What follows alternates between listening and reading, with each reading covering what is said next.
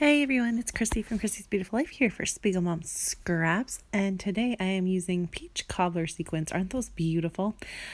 This month, the theme is it's called Love and Cutfiles, and I wanted to show you how you could go about this theme if you didn't have a silhouette and documenting something that you may love, but it's not a person or a thing. So I'm going to document one of my favorite holidays, and the fact that I love it because it's, for us, at least in my family, is a family holiday where we just spend time together, and I really cherish all of that. So my idea here is I'm taking this piece of Making Homes pattern paper, the one that has all the frames, and I'm cutting them out, choosing the ones that have color to them or a saying that I think is going to be relevant to what I'm trying to do. And I wasn't exactly sure how I was going to lay it out or anything like that. I was just trying to focus in on grabbing the colors. So I grabbed the pink one with the 3 little hearts, the yellow, the teals, that navy blue one. I really liked that one. I wanted to make sure that got on my page. I do grab one of the ones that say black and it says hello, and a few other things just to kind of, like I said, anything that I felt would really help me to document what I'm trying to do here. And then I'm just playing. I'm laying out some pieces, trying to figure out where I think they should go. I wanted some of them to pop off the page and look like they had fallen off and it was part of the page. I love to do that type of look. And then I wanted a row so that I could do my main cluster of photos there. At least that's kind of what I'm thinking. I also know that eventually my goal is to fill a few of these up with my sequins. I wanted to do kind of like a pocket, some sort of something to really help make these sequin shines because I love them. They're so pretty, and they just needed to be showcased. And so I like this design. I think it's going to work well. And I go ahead with my pencil and I trace out the design of where everything is so that I can go ahead and use some watercolors to help kind of just emphasize the lines and have a little bit of extra something there beneath the photo, so it's not just on plain old white cardstock.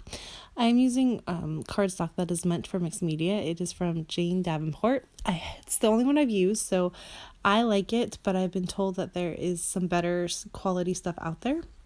Personally, I'm fine with it. I really like the way that it works, but I haven't tried any of the other stuff. And I'm very simple with my mixed media when it comes to stuff like that. Like, I don't do a lot of it, so it works for my needs. The only thing I don't love about it is it only comes in like 12 sheets in one little pack, so it's a little expensive, but I'm sure I think the other one is called marshmallow paper, and I'm sure that is too, but it's okay, it's worth a shot. So you can see there, I've done all my lines. I'm going to go ahead and take out my watercolors. These are from Prima, and I'm just simply using my water and some colors, and just that's all I'm doing. I'm going to trace it like that. Very, very simple, kind of boring, but I wanted a pop of color underneath each one of them. Like I said, I tried to remember what colors I had where so that they kind of mimicked where everything was going to go back. I was a little off. The yellow down there is actually a pink, but I didn't remember that. But it's okay because I actually like the contrast that it does. And then I used this one and I was trying to do like a softy, almost like a mint color, and that wasn't working. So it turns out a little bit more green than I had meant, but that's okay as well. It all does blend in with each other in the end. I love this really pretty pink color. And you could do this if you didn't have watercolors, and you had shimmers. You definitely could use the shimmers products to do the same thing. You're not doing enough to make it hurt. And I really didn't need to use mixed media paper to do this, but at the time I wasn't exactly sure what my plan was. I just knew I wanted to have something, a pop of color on it, so I had just done that so I didn't have to get out my gesso and get my hands dirty. I wasn't in the mood to get dirty that day. So you can do something like this with just plain white cardstock and just a backing of, gesso, and that would work just fine. So here I go again. And then my second idea here is I'm going to let this dry, and thankfully, because it's watercolor, it does dry fast.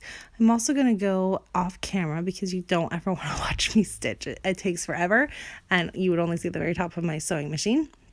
But I'm going to go ahead and stitch every single one of these with messy stitching in black to really, really help make it pop. So there you go. It's all done. I'm going to line everything back up the way I want it to go. I'm showing you how I am gluing it because I wanted it to look like they were layering in on one another, even though I didn't cut out all of the insides of each one of the frames. I still wanted it to look like it was. So I just cut a few of them like that.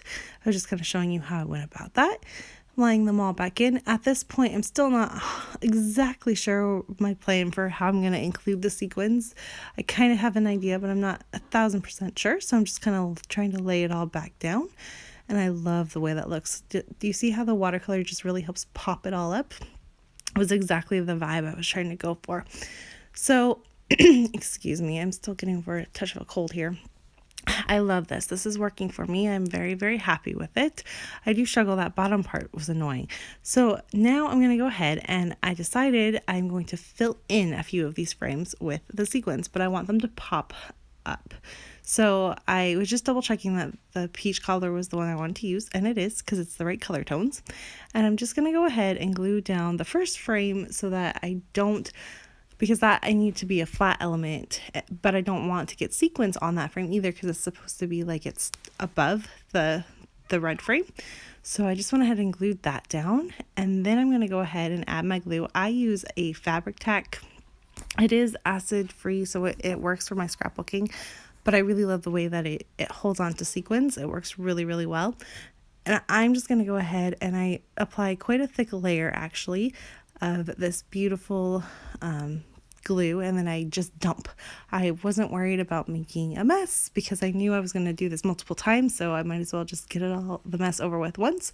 But I'm just going to sprinkle them all in there, and I sprinkle them and then I pat them with my finger so that it all sticks and I know that everything is in there and it's going to stick. I rub the part that's the second frame away so that I make sure that I didn't get anything on there. And then I just let it dry and go about the rest of it. And then as I'm doing that, I'm trying to think of where the second places I want them to be. And I do decide to do it on the one that says love, which you can see there. And then I'm also going to do it on that pink card right there. And I'm just showing you how I do this. I go ahead and I take my frame, because this one's off the page. I was okay with cutting it off, but I just cut the inside of the frame there. And I then make sure everything is popped up with some foam. I'm using Fun Foam from Walmart. It's super cheap and easy, and it's a great dimension for, especially with sequins, for getting it off the page but not and above the sequins, but it's not too high that it doesn't stick in with your album. There's not a lot of extra lift, which is perfect. And like I said, because this glue is it's a little bit different, so I can just cover it, and it has a nice little sheen and layer so that you can get a lot of sequins stuck down and you know they're not going to go anywhere. So it's perfect. And I just take my bag and dump them. And I did use an entire bag. So I have no more Peach Cobbler sequins left in my stash. They are all gone. But it's really fun. And then so I let it dry and I come back and stick it down, and that's how that looks. It's a super easy thing to do, and it's a fun way. You could do that with a shaker pocket if you were worried about them falling out at all. I don't worry about it, but if you were, you would just put a little layer of some sort of clear packaging at all, and that would just make it into a little pocket just in case you were afraid of that. But that is how I went about with my sequins.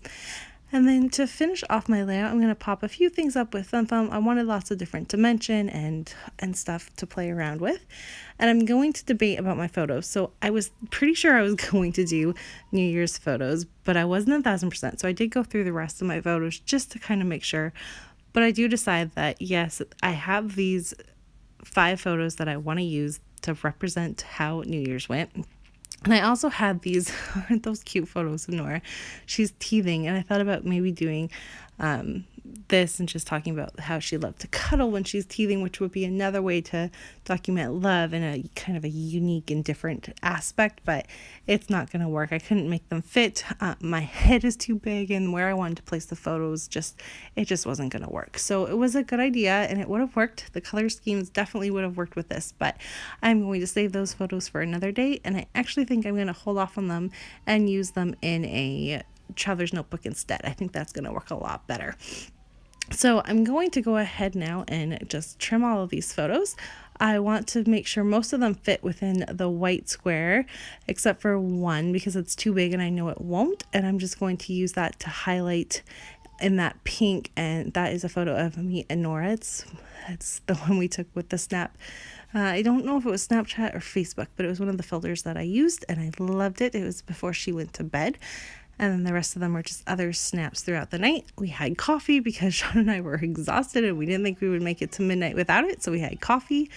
Jackson got to have chips and dip along with us. That's a tradition that we do in our family for New Year's, is we have chips and dip. And we watched a movie. We watched Ice Age with Jackson, and he loved that. And my little guy made it to 11:58, crawled into his tent and went to bed. He didn't want to watch the fireworks. He was too tired. So he almost made it to midnight, 2 minutes too late. So I think I'm going to make another layout about that because I think it's just so funny. But he was so close. He almost made it. But it was a fun night, and we made it to midnight. We watched the fireworks on TV. They shoot off fireworks down here in Vancouver, and we watched that on TV. And then I'm pretty sure as soon as that was over, I went straight to bed. I was pretty tired. I am not much of a night owl, so as soon as it's like my bedtime's around like 9 o'clock, so midnight is quite late for me. So I went right to bed, but it was still a fun night, and I love to document it. So you can see I've gotten them all down. They're exactly how I want them. I have placed my title down. That part kind of got cut off on you, sorry. And I'm liking this, but it is too bare. It is missing some sort of paper, pattern paper or something for a little bit more emphasis. So what I end up doing is fussy cutting all of this out. A little crazy, I know, but I really love what ends up happening here. So I'm going to take the time to fussy cut it all out, and I like it because this is pretty thick cardstock because it is meant for mixed media, and so it's nice and heavy and works really well. And I am making a few decisions on which pattern paper I wanted to use. I think this one would have worked. It's very fun and playful. It's just a little too busy for me. I just couldn't make it work. I thought about it. I was just a little too nervous. But I had this piece, which is from Dear Lizzie. And you know what? The back of that has the deer, and it was my favorite piece of pattern paper. But I'm not using those deers. I'm just not going to do it. I decided this is going to work, and I sucked it up, and I'm just going to use it. The problem, however, is can you see that big gaping hole right there? My little sequins mix that I made there for my title is not going to fit there. So I have to reconfigure my layout and how it's all going to go together. So I end up moving the nice big strip down there, and my title actually kind of nestled right in with that second one. So that worked really well. And then I was able to just layer in that last photo with Nora, and it actually looks really cool all layered like that. So I love that. I'm going to put my title where I originally had it planned with that other sequins little frame there. And you know what, guys, that wraps this up. If you are interested in purchasing these amazing sequins, you can go ahead and click on over to Spiegel Mom's Scrap Store. There is so much beautiful new mixes in her shop, so make sure to check them out. I'll let you have another quick look at them here. And you can use my code Christy15 for a discount. There are the beautiful sequins and my layout. Thanks so much for watching, and I will be back soon with another layout for Spiegel Mom Scraps. Bye!